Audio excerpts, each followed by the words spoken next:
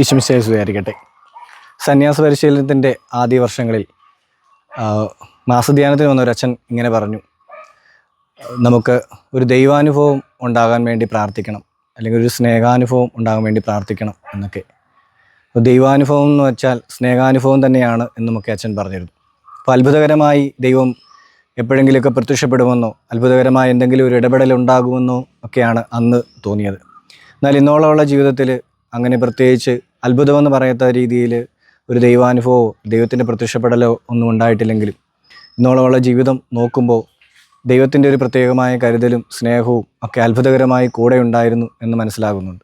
തകർന്നു പോകുന്നുവെന്നും തളർന്നു പോകുന്നുവെന്നും ഒക്കെ തോന്നുമ്പോഴും ദൈവത്തിൻ്റെ ഒരു കരം കൂടെ ഉണ്ടായിരുന്നു, ചേർത്ത് പിടിക്കുന്നുണ്ടായിരുന്നു, കരം പിടിച്ച് ഉയർത്തുന്നുണ്ടായിരുന്നു. ഞാൻ ആഗ്രഹിക്കുന്നതിനേക്കാളും അല്ലെ സ്വപ്നം കാണുന്നതിനേക്കാളും ഉപരിയായിട്ട് ദൈവം വഴി നടത്തുന്നുണ്ടായിരുന്നു. തീർച്ചയായിട്ടും ഒരു ദൈവാനുഭവം, ദൈവത്തിൻ്റെ അനുഭവം, ഒരു സ്നേഹാനുഭവം കൂടെ ഉണ്ടായിരുന്നു. നമ്മുടെ തകർച്ചകളിൽ നിന്ന് ഉയർപ്പിക്കുന്ന ഒരു ദൈവത്തെ, ഒരു ദൈവ സ്നേഹത്തെയും ഒക്കെയും ജീവിതത്തിൽ അനുഭവിച്ചറിയാനായിട്ട് കഴിയുന്നുണ്ട്. അത് നമ്മൾ സുവിശേഷത്തിലും ഒക്കെയും കാണുന്നുണ്ട്. തകർന്നു പോകുന്നുവെന്ന് തോന്നിയ, അല്ലെങ്കിൽ എല്ലാവരാലും ഉപേക്ഷിക്കപ്പെട്ട് കല്ലെറിയാനായി കൊണ്ടുവരുന്ന സ്ത്രീയൊക്കെയും യേശുവിൻ്റെ മുമ്പിൽ നിന്ന് കടന്നു പോകുന്നത് തലയുയർത്തി പിടിച്ചാണ്. അപ്പോൾ തങ്ങളുടെ ജീവിതത്തിൻ്റെ തകർച്ചകളിൽ നിന്ന് ഉയർത്താനായിട്ട് കഴിയുന്ന ഒരു സ്നേഹാനുഭവം, ഒരു സ്നേഹം വെച്ച് നീട്ടിക്കൊണ്ട് യേശു എപ്പോഴും നമ്മുടെ കൂടെയുണ്ട്, ഇപ്പോഴും നമ്മുടെ കൂടെയുണ്ട്. എന്നാൽ ഈ സ്നേഹാനുഭവത്തെ നമുക്ക് വാക്കുകൾ കൊണ്ട് വിവരിക്കാനായിട്ടോ ആ ഒരു അനുഭവത്തെ മറ്റുള്ളവരോട് പങ്കുവയ്ക്കുമ്പോൾ വാക്കുകൾക്ക് എപ്പോഴും പരിമിതികളുണ്ട്.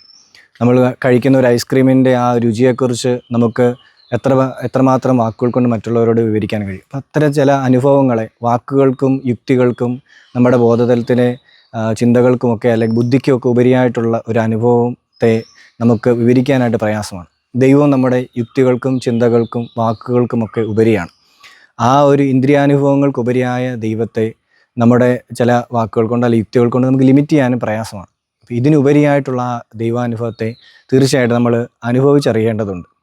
അതിന് നമ്മുടേതായ വ്യക്തിപരമായ ഒരു അന്വേഷണമുണ്ട്. മറ്റുള്ളവർ പറഞ്ഞു തരുന്ന മറ്റുള്ളവരുടെ ദൈവാനുഭവങ്ങളെ കൊണ്ട് നമുക്ക് കുറച്ചു കാലമൊക്കെ മുമ്പോട്ട് പോകാൻ പറ്റും. അതിനപ്പുറം അവനവൻ തന്നെ കണ്ടെത്തേണ്ട ഒരു ദൈവാനുഭവമുണ്ട്. അത് തീർച്ചയായിട്ടും അതിനുവേണ്ടി അന്വേഷിച്ചു തുടങ്ങുമ്പോൾ ദൈവം തന്നെ നമുക്ക് വെളിപ്പെടുത്തി തരേണ്ടതുണ്ട്. വിശുദ്ധ മത്തായിയുടെ സുവിശേഷം 11-ാം അധ്യായം 27-ാമത്തെ വാക്യത്തിൽ നമ്മൾ വായിക്കുന്നുണ്ട്, പുത്രനാരെന്ന് പിതാവല്ലാതെ മറ്റാരും അറിയുന്നില്ല, പുത്രൻ ആർക്ക് വെളിപ്പെടുത്തി കൊടുക്കുവാൻ ആഗ്രഹിക്കുന്നവനുമല്ലാതെ മറ്റാരും പിതാവിനെയും അറിയുന്നില്ല. തീർച്ചയായിട്ടും ദൈവം തന്നെ നമുക്ക് അവനെ വെളിപ്പെടുത്തി തരേണ്ടതുണ്ട്. വചനത്തിൻ്റെ ചുരുളുകൾ അഴിയുമ്പോൾ പ്രകാശം പരക്കുകയും നമുക്ക് ദൈവത്തെ കുറച്ചുകൂടി മനസ്സിലാക്കാനായിട്ട്, ആ സ്നേഹത്തെ കുറച്ചുകൂടി അനുഭവിച്ചറിയാനായിട്ട് കഴിയട്ടെ.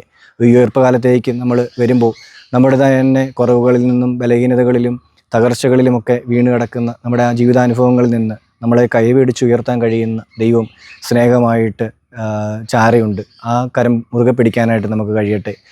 അത്തരം ഒരു സ്നേഹാനുഭവത്തിലേക്കും പ്രവേശിക്കാനായിട്ട് ഉള്ള പ്രകാശം നമ്മുടെയൊക്കെയും ജീവിതത്തിലേക്ക് ഉണ്ടാകട്ടെ. ദൈവം എല്ലാവരെയും അനുഗ്രഹിക്കട്ടെ.